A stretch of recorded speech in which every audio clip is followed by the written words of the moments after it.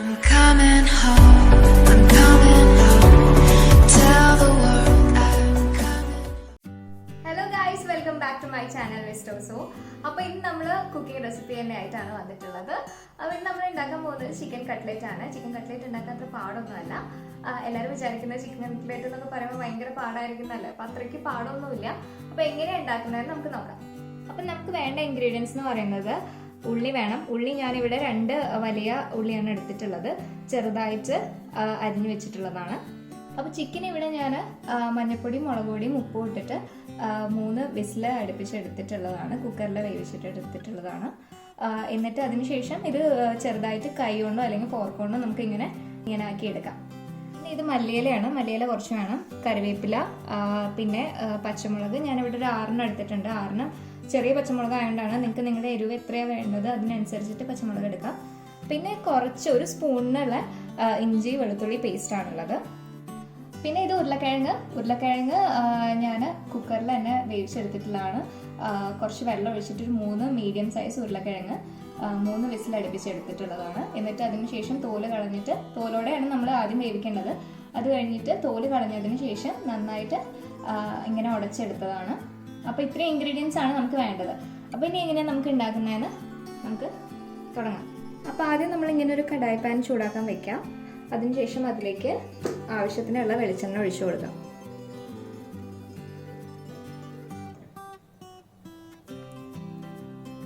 ഇനി എണ്ണ ചൂടായി വരുന്ന സമയത്ത് നമുക്ക് ഒരു സ്പൂൺ ഇഞ്ചി വെളുത്തുള്ളി പേസ്റ്റ് ആഡ് ചെയ്യാം. എന്നിട്ട് നന്നായിട്ടൊന്ന് ഇളക്കി കൊടുക്കാം.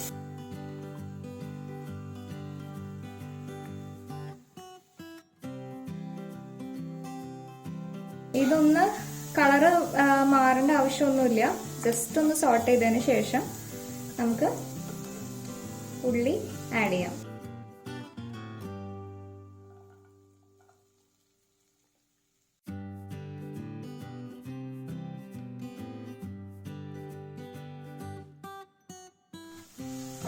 നന്നായിട്ട് ഉള്ളി ഒന്ന് വാട്ടി കൊടുക്കാം. ഉള്ളി ആവാൻ കുറച്ച് സമയം എടുക്കും. അതിലേക്ക് നമുക്ക് കുറച്ച് ഉപ്പ് ആഡ് ചെയ്യണം. അപ്പം ഞാൻ ഇതിലേക്ക് ആവശ്യത്തിനനുസരിച്ചിട്ട് ഉപ്പ് ആഡ് ചെയ്യുന്നുണ്ട്. നിങ്ങൾക്ക് ഇഷ്ടത്തിന്, നിങ്ങളുടെ ആവശ്യത്തിനനുസരിച്ച് നിങ്ങൾക്ക് ഉപ്പ് ആഡ് ചെയ്യാം.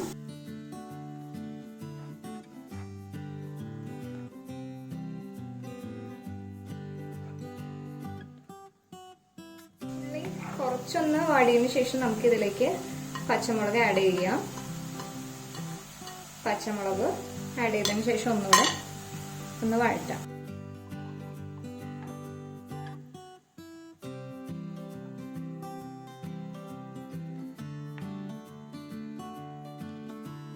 ഉള്ളി നന്നായിട്ട് വഴണ്ട് വരുന്നുണ്ട്.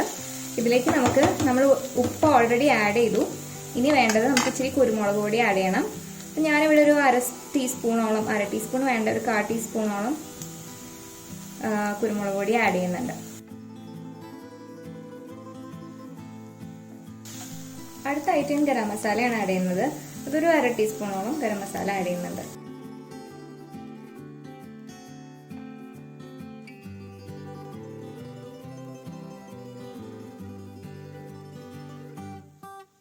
ഇത്രയും മസാലയും നമ്മൾ ആഡ് ചെയ്യുന്നുള്ളൂ. നന്നായിട്ട് ഒന്ന് സോട്ട് ചെയ്യണം.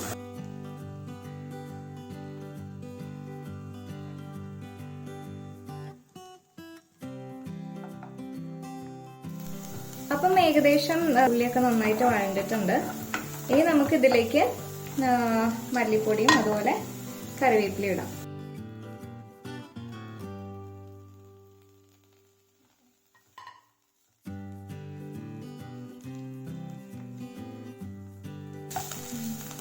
ഇനി ഇതിലേക്ക് നമുക്ക് നേരത്തെ നമ്മൾ വേവിച്ച് വെച്ചിട്ടുള്ള ചിക്കൻ ആഡ് ചെയ്ത് കൊടുക്കാം.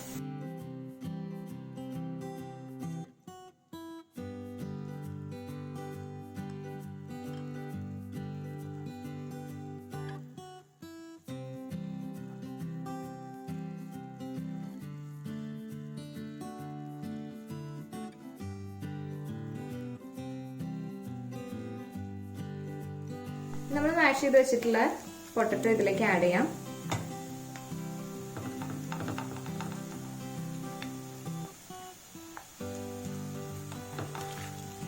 നന്നായിട്ട് യോജിപ്പിച്ചെടുക്കണം.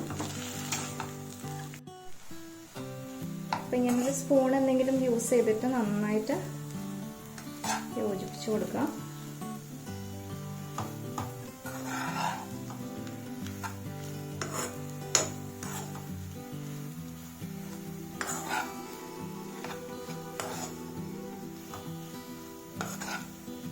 നമ്മുടെ മസാല എല്ലാം ഇവിടെ റെഡി ആയിട്ടുണ്ട്. അപ്പോൾ ഇതിനി നമ്മളിത് ഇതുപോലെ ആക്കി എടുക്കണം. ഇതൊരെണ്ണം ഞാൻ ആക്കി വെച്ചതാണ്, അതിങ്ങനെയാണെന്ന് കാണിക്കാം. ആദ്യം മസാല നമ്മൾ കയ്യിലേക്ക് എടുത്തതിന് ശേഷം നന്നായിട്ടൊന്ന് ഉരുട്ടുക. ശേഷം ഒരു പ്രസ് ചെയ്ത് കൊടുത്തിട്ട് നമ്മൾ ആ ഷേപ്പിലാക്കി എടുക്കുകയാണ് ചെയ്യുന്നത്.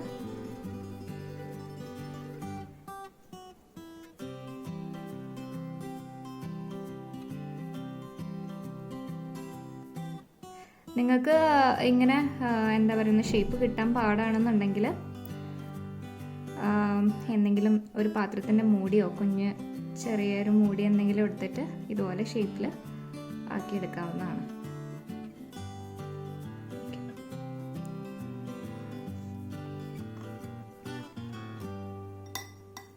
ഇങ്ങനെ ബാക്കിയുള്ള കട്ട്ലറ്റിൻ്റെ മിക്സ് കൂടെ നമുക്കതുപോലെ ആക്കിയെടുക്കാം. അപ്പോൾ ഇവിടെ 4 പാത്രങ്ങളുണ്ട്. അതിൽ ഒന്നിൽ ഞാൻ അതേ കട്ട്ലറ്റ് എല്ലാം ഷേപ്പാക്കി വെച്ചിട്ടുണ്ട്. ഒന്നിൽ 2 മുട്ട അടിച്ചെടുത്തിട്ടുള്ളതാണ്. ഒന്നിൽ ബ്രെഡ് ക്രംസ് ആണ്. അപ്പോൾ ഇനി നമ്മൾ ഉണ്ടാക്കി വെച്ചിട്ടുള്ള ഈ കട്ട്ലറ്റ് ആദ്യം തന്നെ ഇതിൽ ജസ്റ്റ് ഒന്ന് മുക്കിയെടുത്തതിന് ശേഷം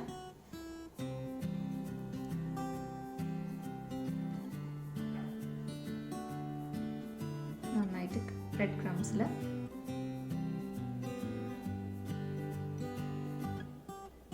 മിക്സ് ചെയ്യാം. എന്നിട്ട് നമുക്കൊരു പ്ലേറ്റിലേക്ക് മാറ്റി വയ്ക്കാം. ഇങ്ങനെ ബാക്കിയുള്ള എല്ലാം ചെയ്യാം.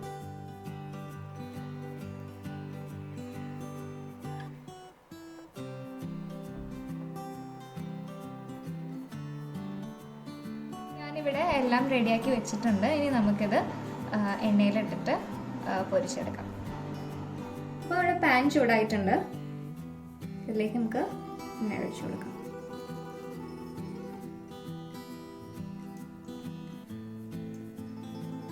അപ്പോൾ എണ്ണ ചൂടായതിന് ശേഷം നമുക്ക് കട്ട്ലറ്റ് ഓരോന്നോരോന്നായിട്ട് ഇട്ട് കൊടുക്കാം.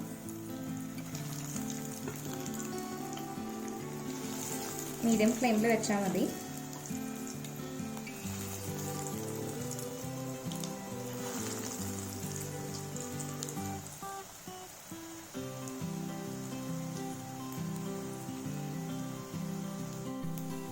അപ്പോൾ കട്ട്ലറ്റ് ആയി വരുന്നുണ്ട്. അപ്പം നമ്മൾ 2 സൈഡും മറിച്ചിട്ട് വേവിക്കണം. ഇത് മറിച്ചിടുന്ന സമയത്ത് പൊട്ടാണ്ട് സൂക്ഷിക്കാം. നമ്മുടെ കട്ട്ലേറ്റ് ഏകദേശം ആയിട്ടുണ്ട്. നമുക്കിത് എടുക്കാം. അപ്പോൾ നമ്മുടെ കട്ട്ലേറ്റ് ഇവിടെ റെഡി ആയിട്ടുണ്ട്. അപ്പോൾ ഈസിയാണ് ഉണ്ടാക്കാനായിട്ട്. അപ്പോൾ എല്ലാവരും ഉണ്ടാക്കി നോക്കുക. എന്നിട്ട് നിങ്ങളുടെ ഫീഡ്ബാക്ക്സ് എന്താണെന്നുള്ളത് എൻ്റെ കമൻറ്റ് ബോക്സിൽ ഇടണം. പിന്നെ അതുപോലെ തന്നെ എൻ്റെ ചാനൽ ലൈക്ക് ചെയ്യുക, സബ്സ്ക്രൈബ് ചെയ്യുക, ഷെയർ ചെയ്യുക. ഇനി അടുത്ത വീഡിയോയിൽ കാണുന്നവരേക്കും it's me Shruti signing off. By.